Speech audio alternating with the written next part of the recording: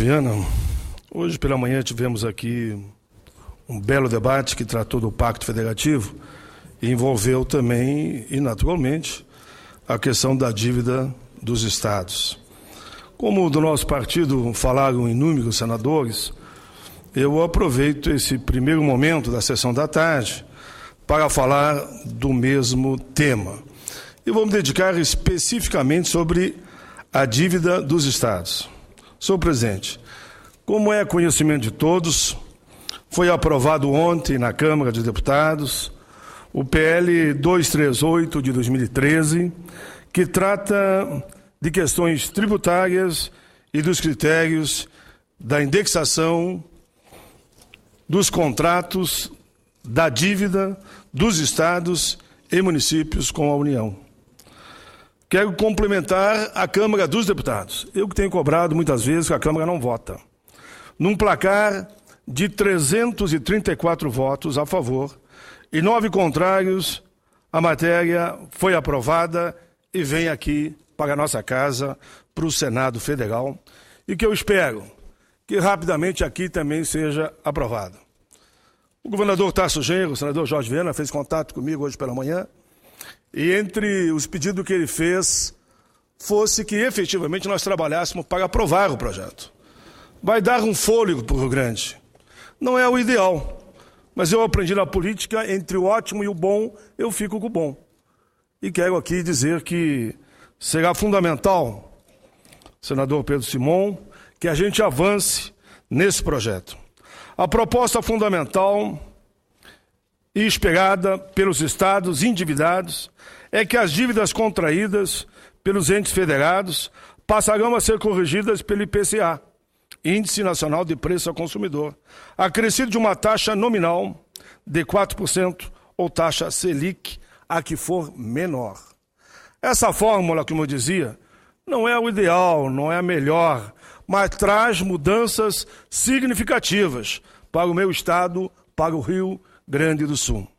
Especialmente porque o contrato da dívida limita o valor da parcela em 13% da receita, gerando um resíduo que se acumulava periodicamente. Se a medida for confirmada aqui pelo Senado, eu acredito que será, a longo prazo, senador Jorge Viana, o estado do Rio Grande do Sul passará, então, a não acumular mais esses resíduos, como eu dizia aqui, reduzindo, assim, o saldo devedor, coisa que não acontecia até o momento. Além do que, sobre esse resíduo já acumulado, passará a incidir o novo índice, e não o IGPDI, mais 6%, que transformava a dívida gaúcha numa trajetória ascendente e impagável. Segundo projeções realizadas por especialistas, em 2028, os resíduos cairão ao montante de 50%, o que corresponderá a uma economia de 16,7 bilhões, ou seja, reduzirão pela metade. Apesar de não ter passado a proposta que previa a redução do índice de comprometimento da receita de 13% para 11%, podemos dizer, sem sombra de dúvidas, que a proposta é boa e tira do sufoco muitos estados e municípios, e aí, claro, eu estou falando aqui como senador do Rio Grande. Senhor presidente, repito, o ótimo seria reduzir de 13 para 11, mas a proposta é boa. Falei hoje, inclusive, com o secretário da Fazenda do Rio Grande, e ele faz essa análise. Com a redução desse índice, diminuiríamos também o montante comprometido com as prestações da dívida, podendo ampliar, então, a capacidade de investimentos no Estado. Em relação ao valor principal, chamado estoque da dívida, a expectativa é que seja quitado, enfim, em 15 anos. Coisa que os gaúchos sonham há muito tempo. O projeto se torna relevante à medida que renegocia dívida dos estados que ultrapassam os 400 bilhões e dos municípios que superam os 68 bilhões. Cumprimento aqui a presidenta Dilma, que deu sinal verde para essa negociação. Tenho certeza que a aprovação desse PL 238 de 2013, além de reduzir o montante da dívida dos entes federados com a União, possibilitará o fomento da economia nos estados e municípios brasileiros.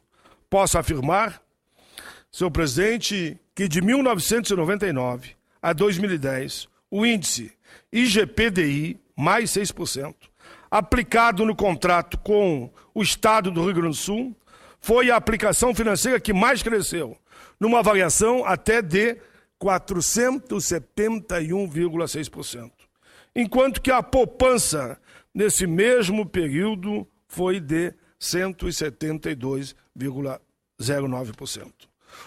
A números de 2010, os estados brasileiros já haviam pago 84% da dívida e ainda deviam 171% do valor recebido. Por fim, afirmo, senhor presidente, que é oportuna, imperiosa, inadiável a aprovação da repactuação dessa dívida, ou dessas dívidas envolvendo aqui estados e municípios. Senhor presidente, entendo eu que a presidenta Dilma dá o sinal mais positivo para os estados e municípios na busca de uma solução para dívidas como a do Rio Grande, que todos nós dizíamos é impagável. Não sairemos nunca dessa. O caminho, como diz o poeta espanhol, se faz caminhando, e aqui nós estamos fazendo o caminho para nos livrarmos dessa dívida que estava com percentuais inadmissíveis, que levava ao caos os estados e municípios. Estamos caminhando bem. Repito, claro que eu queria o ideal, como sempre persigo aqui em cada proposta que apresento ou que debato. Mas essa avança. Entre o ótimo e o bom, eu fico com o bom. Por fim, senhor presidente, quero também aproveitar os últimos 4 minutos, lembrar que ontem, 23 de outubro, foi Dia do Aviador, instituído pela Lei 218, de 4 de julho de 36, aprovada pelo Congresso e sancionada pelo presidente Getúlio Vargas. Uma homenagem ao voo do 14 bis, realizado por Alberto Santos Dumont, no campo de Bagatelle, na França, em 1906. A bordo do 14 bis, o futuro, que foi chamado pai da aviação, voou cerca de 60 metros, a uma altura de 3 metros. Poucos dias depois, repetiu o feito, aí avançando 220 metros, a uma altura de 6 metros.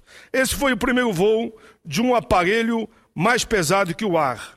Ao longo das décadas, a invenção deste brasileiro, e veja que o aeroporto de Porto Alegre se chama Santos Dumont, foi se aperfeiçoando até chegar aos modernos aviões de hoje. No Brasil, a aviação teve início com o voo do Edmond, a 22 de outubro de 1911, o aviador, que foi mecânico de Santos Dumont, em Paris, decolou da Praça Mauá, no Rio de Janeiro, voou sobre a Avenida Central, caiu no mar de uma altura de 80 metros ao chegar à Ilha do Governador. Em 17 de junho de 1922, os portugueses Gago Coutinho e Sacadura Cabral chegaram ao Brasil, incluindo seu voo pioneiro da Europa para a América do Sul.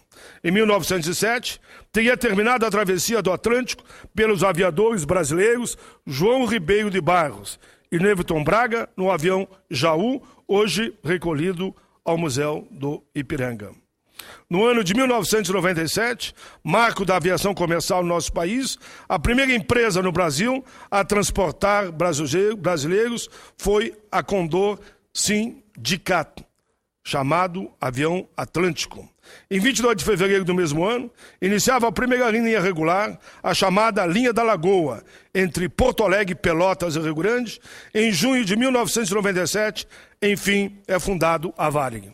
Senhor presidente, com essa pequena fala, homenageando todos os profissionais que são aviadores, eu não vou aprofundar, mas quero aqui deixar meus parabéns a todos e todas que fazem dessa profissão de aviador um exemplo a mais entre tantas que estão aí na difícil missão de colaborar com o desenvolvimento do nosso querido país. Aproveito para lembrar mais uma vez a situação dos funcionários e aposentados e pensionistas do Aeros, que há anos esperam uma solução. Querem seus direitos garantidos, assegurados. Hoje, a grande maioria dos aposentados do Aeros, repito como fiz outros dias, recebe somente 8%.